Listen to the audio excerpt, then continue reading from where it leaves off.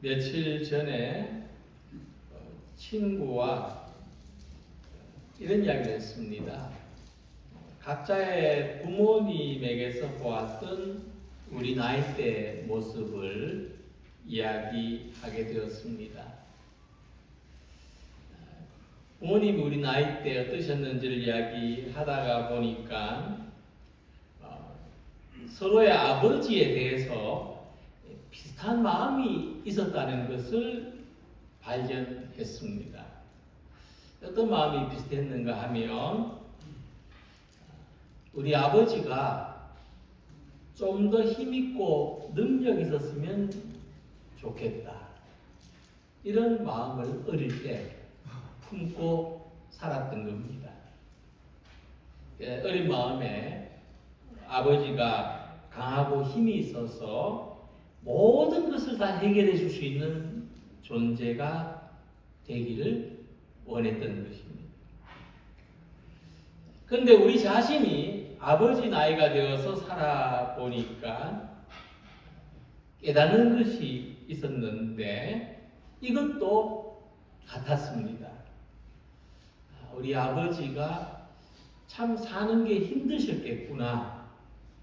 그 무거운 삶의 책임을 감당하는 것이 참 고달프셨겠구나 하는 이해가 생기기 시작한 것입니다.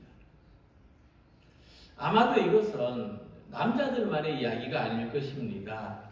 여기 계신 여자 성도님들도 엄마가 되어서 자녀를 키워보니까 비로소 자기 어머니의 마음을 이해하게 된 순간들이 많을 것입니다.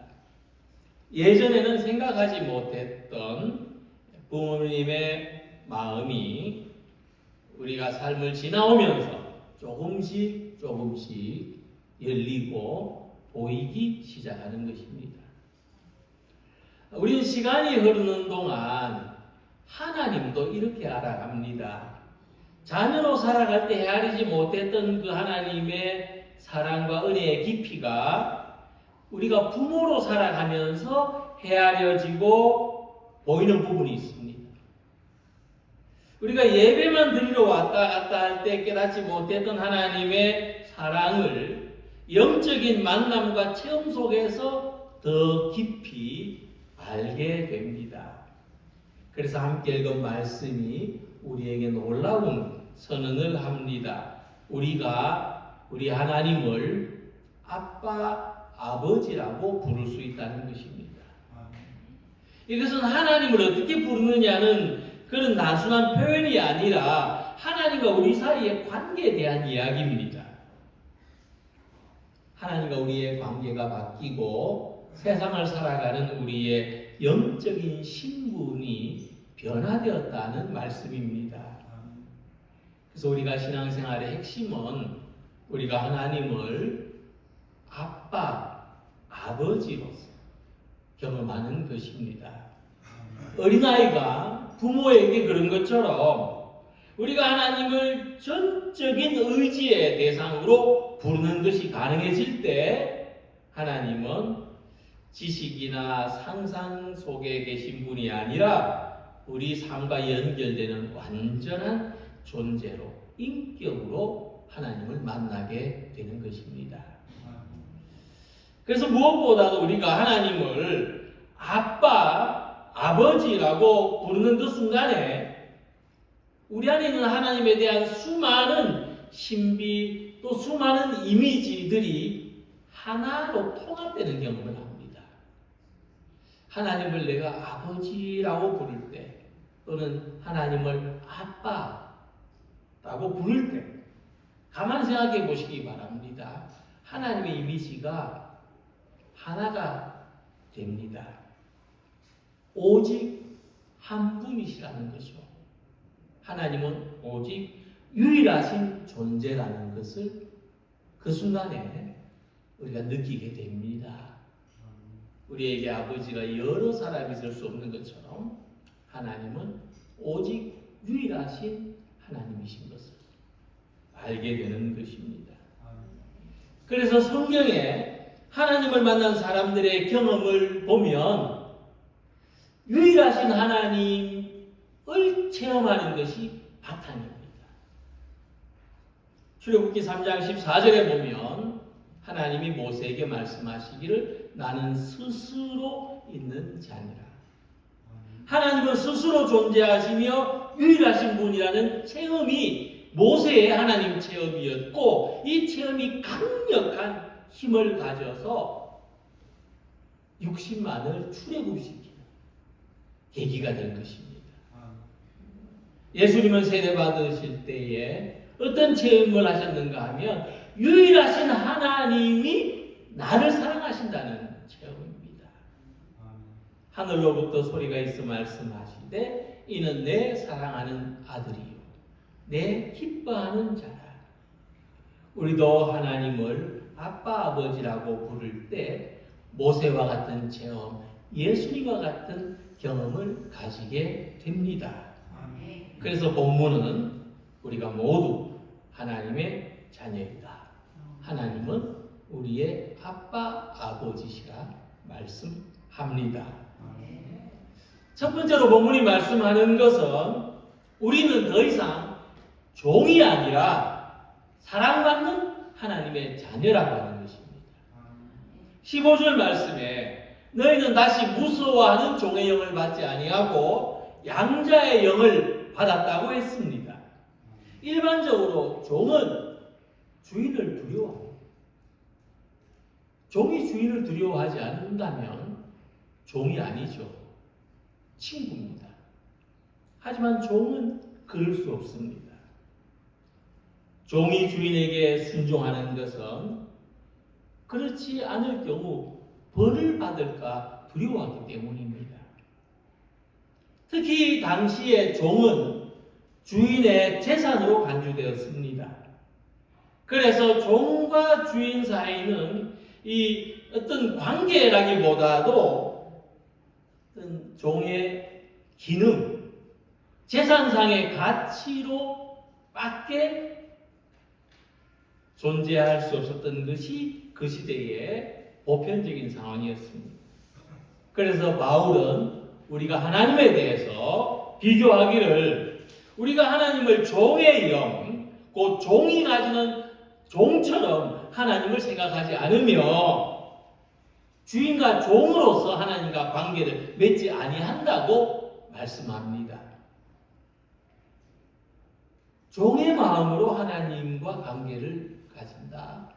하나님을 이해한다는 것이 어떤 의미냐 하면 이렇게 생각을 해보겠습니다. 교회 안 가면 하나님이 싫어하실 것 같아서 교회 가는 겁니다. 종의 마음을 가지는 거예요. 어떤 실수나 잘못을 하면 하나님이 나를 버리실 것 같은 마음을 가집니다. 벌을 받을까봐 두려워서 각종 신앙적인 행위를 하는 것입니다. 이것이 근본적으로 하나님과 우리 관계를 마치 주인과 종의 관계처럼 생각하는 겁니다. 그래서 바울은 우리가 하나님의 양자, 곧 자녀가 되었다는 것을 말합니다. 주인과 종과 자녀는 비슷한 역할, 비슷한 일, 비슷한 행동을 할 수 있지만 동기가, 마음이 완전히 다릅니다. 영이 완전히 다릅니다. 종은 두려워서 그 일을 하지만 자녀는 자기가 좋아서 자기의 일로 하는 것입니다. 그래서 양자의 영을 받았다. 자녀의 마음으로 한다. 이렇게 말씀하는 겁니다. 그래서 오늘 우리가 신앙생활을 할 때에도 종의 마음이 아니라 자녀의 마음, 종의 영이 아니라 자녀의 영으로 신앙생활하는 우리 성도님들 되시길 바랍니다. 그 결과는 하나님을 아빠, 아버지라고 부를 수 있는 것입니다. 일반적으로 우리가 하나님 아버지라고 부릅니다. 그런데 유독 바울은 아빠라는 표현을 넣습니다. 아빠. 어린 자녀가 전적인 의지로 자기 아버지를 부르는 겁니다. 아빠. 이 단어 안에 엄청난 하나님과 우리 사이의 관계의 비밀이 숨겨져 있습니다. 특히 우리가 하나님을 아빠, 아버지라고 부르는 것은 기도로 부르짖는 상황일 때가 많습니다. 정말 우리가 기도할 때 아버지 하고 기도하는 건 아빠 하고 기도하는 겁니다. 이 부르짖는 기도가 얼마나 절박한 외침입니까? 우리의 존재와 우리의 감정이 다 실린 이 한 단어에 다 실립니다. 그래서 아빠라는 말은 이미 그 자체로 하나님과 우리 사이에 거리감이 없습니다. 계산이 없습니다. 조건이 없습니다. 그래서 우리는 이 하나님을 아빠, 아버지라고 부를 때 삶의 실패나 고통으로 인하여 하나님과 멀어지지 않고 오히려 하나님과 더 가까워집니다. 하나님과 우리는 주인과 그 주인을 두려워하는 종의 관계가 아니라 언제나 사랑받는 자녀의 관계고, 우리가 절박할 때마다 얼마든지 부를 수 있고 외칠 수 있는 대상입니다. 사실 우리가 신앙생활을 오래 했어도 우리 마음 깊은 곳에는 하나님이 나를 어떻게 보실까 하는 두려움을 가질 경우가 많습니다. 나중에 하나님이 나를 책망하진 않으실까 염려하기도 합니다. 근데 종의 신앙은 뭐가 중심이냐 하면 성과가 중심입니다. 주인 앞에 어떤 실적을 갖다 바치는 것처럼 내가 책망받지 않기 위해서 뭔가를 해야 된다. 이게 이 사실 두려움이 중심입니다. 그러나 자녀의 신앙은 말씀드린 것처럼 사랑받는 게 중심입니다. 내가 좋아서, 내가 기뻐서, 내가 사랑해서 예배드리러, 그리고 여러 가지 신앙의 행위를 하는 겁니다. 특히 부모가 되면 하나님 앞에서 자녀에 대한 책임을 많이 느낄 수밖에 없습니다.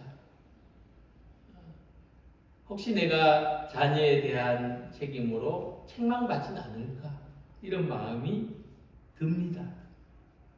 자녀를 잘못 키운 것 같은 죄책감이 들 수도 있고, 충분히 사랑을 주지 못한 후회가 들기도 하고, 모든 문제를 해결해 주고 대신 감당해 주지 못한 한계를 느끼기도 합니다. 그러나 하나님은 부모된 우리들에게도 아빠, 아버지십니다. 하나님은 우리를 자녀로, 사랑하는 자녀로 대하시고 삼으십니다. 하나님은 우리가 언제든지 내가 인간의 부모로서 약함과 부족함을 느낄 때마다 언제든지 찾고 부르짖고 기도할 수 있는 아버지십니다. 그래서 우리가 부모이기도 하지만 언제나 하나님의 사랑받는 자녀라는 것을 기억하시기를 바랍니다. 두 번째로, 우리가 종이 아니라 사랑받는 하나님의 자녀라는 것을 성령이 확증하신다는 겁니다. 우리와 하나님과의 관계는 비유를 하자면 세 겹줄로 꼬여있는 관계입니다. 그냥 줄 하나짜리 단순히 이렇게 연결된 관계가 아니고, 어떤 충격으로 또 끊어지면은 이어지지 않는 관계가 아니라 세 겹줄로 꼬여 있어서 튼튼한 관계라는 겁니다. 첫 번째 하나님과 우리 사이 연결하는 줄은 말씀입니다. 말씀이 하나님과 우리 사이를 알게 해주고 가르쳐 줍니다. 예수님은 요한복음 1장 12절에서 영접하는 자, 곧 그 이름을 믿는 자들에게는 하나님의 자녀가 되는 권세를 주셨다고 말씀했습니다. 이 말씀이 하나님과 우리 사이를 연결해주는 첫 번째 줄입니다. 두 번째 줄은 하나님을 아빠 아버지라고 부르는, 하나님이 계시는 것을 믿는 우리의 믿음이 두 번째 줄입니다. 그리고 세 번째 줄은 성령의 확증입니다. 16절 말씀에 성령이 친히 우리 영과 더불어 우리가 하나님의 자녀인 것을 증언하신다 했습니다. 이것은 법적인 용어입니다. 제3자가 확증해주는 것만큼 확실한 것이 없지요. 그래서 우리가 하나님의 자녀라는 것은 성령의 단독적인 증거가 아니라 성령이 우리 영과 더불어서 하나님과 우리 사이에서 증언하시는 것이므로 확증하는 것에 해당됩니다. 번복될 수 없는 증명이라고 하는 것입니다. 그리고 우리 또한 성령의 증거를 받아들입니다. 자, 이 성령의 증언이 어떻게 나타나는가 하면, 우리 안에서 어떻게 증거되는가 하면, 먼저는 하나님을 향한 우리 마음이 변화되는 것입니다. 성령이 우리 안에서 어떻게 증언하시냐 하면, 하나님은 우리 삶의 일부가 아니라 우리 삶의 전부라고 증언하시는 것입니다. 하나님은 좀 쉽게 표현하자면 김밥의 속재료가 아닙니다. 하나님은 김밥의 속재료처럼 없으면 다른 걸로 대체될 수 있는 분이 아니라고 하는 겁니다. 하나님은 우리 삶의 공백을 채우는 존재이시거나 인생의 틈새를 메워주는, 없이는 허전하기 때문에 있는 그런 존재가 아니라 없이는 안 되는 분, 없이는 내가 존재할 수 없는 분, 부모와 같은 존재 근원이십니다. 그래서 하나님을 아빠라고, 아버지라고 부르는 것은 이런 뜻입니다. 하나님 없이 나는 존재할 수 없습니다. 하나님이 계셔서 내가 삽니다. 성령이 이것을 우리 안에서 증언해 주신다는 겁니다. 그래서 우리는 성령이 우리 안에서 증언하는 증거들을 가지고 살아갑니다. 우리가 혼자라고 생각할 때 내가 감당할 짐이 너무 무겁다고 할 때에 성령이 증언합니다. 너는 혼자가 아니다. 너는 하나님의 자녀다. 알려주십니다. 현실에서 끊임없는 의심이 찾아옵니다. 하나님은 과연 존재하시는가? 내가 하나님의 자녀로서 또 자격이 없는 것 같고 나는 부족하고 정말 하나님이 이래도 나를 사랑하시는가? 삶의 고비마다 의문이 생깁니다. 그러나 성령이 증언하십니다. 우리가 모든 의심을 이기고 하나님을 의지하도록, 우리를 사랑하신 하나님은 능력과 권세가 무한하신 분이라는 것을 증언하십니다. 그래서 하나님과 우리 사이는 자격으로 되는 것이 아니고 관계로 얻는 것임을 늘 생각하시기 바랍니다. 내가 자격이 돼서 하나님의 자녀가 된 것이 아닙니다. 하나님과 나하고의 관계 때문입니다. 그래서 그렇기 때문에 우리가 삶에 지치고 방황하다가도 내가 참 하나님의 자녀로, 하나님 믿는 사람으로 자격이 부족하다 생각되더라도 다시 하나님께 돌아올 수 있습니다. 잘못된 길을 가더라도 하나님을 생각하고 돌이킬 수 있습니다. 기록된 성경 말씀이 하나님의 음성이구나, 하나님이 내게 말씀하고 있구나, 이렇게 보이게 되고 들리게 됩니다. 그래서 성령의 증언은 하나님과 우리 사이에는 자격이 중요한 게 아니고 관계가 중요하다는 것을 알게 해주는 것입니다. 바로 이 과정, 이 관계를 도우시는 성령, 하나님과 우리 사이에 이런 삼겹줄의 관계가 있다는 것을 깨닫게 하시는 성령이 우리 안에서 항상 역사하시는 성도가 되시기를 소망합니다. 끝으로 우리는 하나님의 상속자라는 겁니다. 그래서 고난 속에서도 하나님이 함께 하시는 자녀입니다. 17절 말씀의 상반절에 자녀이면 또한 상속자, 곧 하나님의 상속자요 그리스도와 함께한 상속자니 라고 말씀했습니다. 종과 자녀의 결정적인 차이는 뭐냐면 종은 죽도록 일하지만 상속을 받지 못합니다. 종은 일꾼이요 청직일 뿐입니다. 신분이 그렇습니다. 그러나 자녀는 상속자라는 겁니다. 예수님의 비유에 보면 이 아버지한테 유산을 미리 받아간 아들이 있습니다.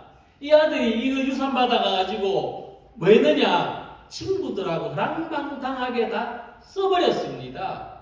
나중에는 남의 집에 종이 되어서 고생하며 삽니다. 그러다가 이럴 바에는 차라리 아버지 집에 종으로 살자. 그게 이보다 더 낫겠다 하는 정신이 버뜩 들어가지고 집으로 돌아옵니다. 근데 놀라운 사실은 아버지는 그를 종으로 받아들이지 않았다는 겁니다. 왜냐? 그는 아들입니다. 신분이 다릅니다.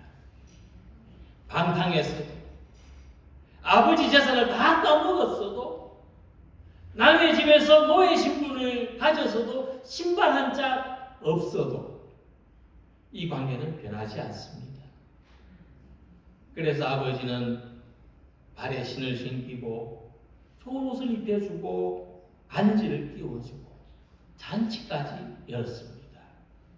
이것이 하나님과 우리 사이의 관계입니다.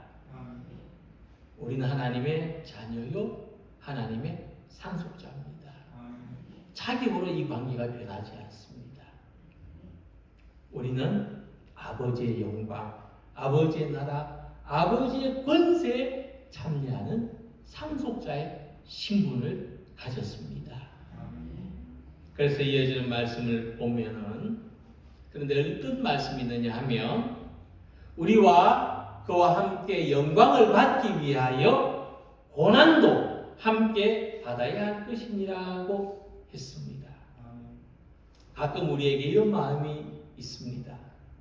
왜 난 이렇게 힘들까? 최근에 저한테 어떤 마음이 살짝 들었냐면 다른 집 아이들이 되는 걸 보면 쉽게 잘 되는 것 같은데 왜 우리 집 아이들은 어렵게 될까? 이런 생각을 했습니다. 왜 나는 이렇게 힘들까? 하나님이 나를 사랑하신다면 왜 고난이 멈추지 않는가? 하지만 이 말씀에서 위로를 받습니다. 이 말씀이 우리에게 분명히 가르쳐 주는 게 있습니다. 고난은 우리가 하나님의 자녀가 아니라는 증거가 아닙니다.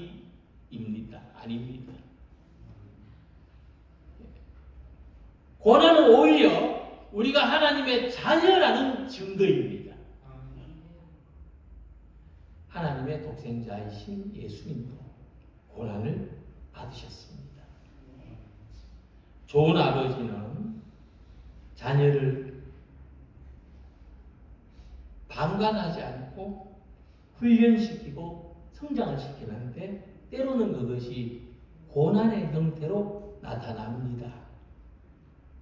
병원에서 예방주사를 맞을 때 아이는 울지만 부모는 그 곁을 지킵니다. 이처럼 우리가 겪는 고난 속에서도 하나님은 우리 곁을 지키시고 떠나지 않으십니다. 그래서 자녀는 상속자이지만 그가 가는 길이 늘 편하지 않습니다. 건강의 문제로 겪는 고난, 가정의 어려운 일들, 경제적인 부담, 퇴직 후에 맞이하는 긴 시간도 어떤 사람에게는 힘든 부담이 될 수 있습니다. 하지만 본문은 고난을 아름답게 미화시키지 않습니다. 그 대신 고난의 의미를 바꿉니다. 우리에게 고난이 있는 것은 버림받은 증거가 아니라는 것입니다. 오히려 상속자의 길을 가는 과정이라고 말씀합니다. 그래서 우리는 고난 속에서도 하나님을 아빠, 아버지라고 부를 수 있어야 됩니다. 고난이 다가올 때 더욱 간절하고 깊은 마음으로 아버지를 부르는 여러분들 되시길 바랍니다. 하나님은 우리가 고난을 통해서 성장하고 하나님의 모든 영광을 상속받도록 지키시고 도우시고 함께 하십니다. 오늘 하나님의 말씀은 우리가 누구인지를 가르쳐 줍니다.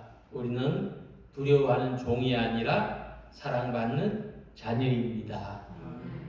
하나님이 나를 사랑하신다는 것은 내 생각이 아니고 성령의 증언입니다. 성령이 주시는 마음입니다. 비록 우리가 고난을 겪고 있지만 이렇게 살고 있지만 우리는 하나님의 상속자입니다. 예수님이 이렇게 말씀하셨습니다. 너희가 악한 자라도 좋은 것으로 자식에게 줄 줄 알거든. 하물며 하늘에 계신 너희 아버지께서 구하는 자에게 좋은 것으로 주시지 않겠느냐. 하나님은 우리와 아버지와의 관계에서 언제나 더 좋은 것으로 은혜를 베풀어 주십니다. 그래서 우리 신앙의 핵심은 하나님을 아버지라고 부르는 것입니다. 부르짖는 것입니다.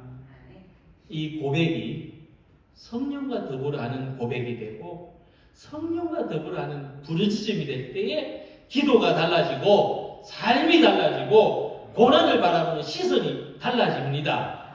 이 시간 진심으로 하나님을 아버지라고 부르는 신앙으로 삶으로 나아가시길 바랍니다.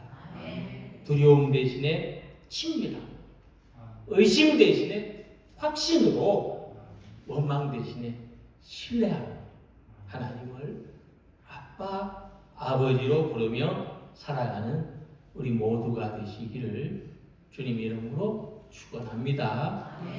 기도드리겠습니다.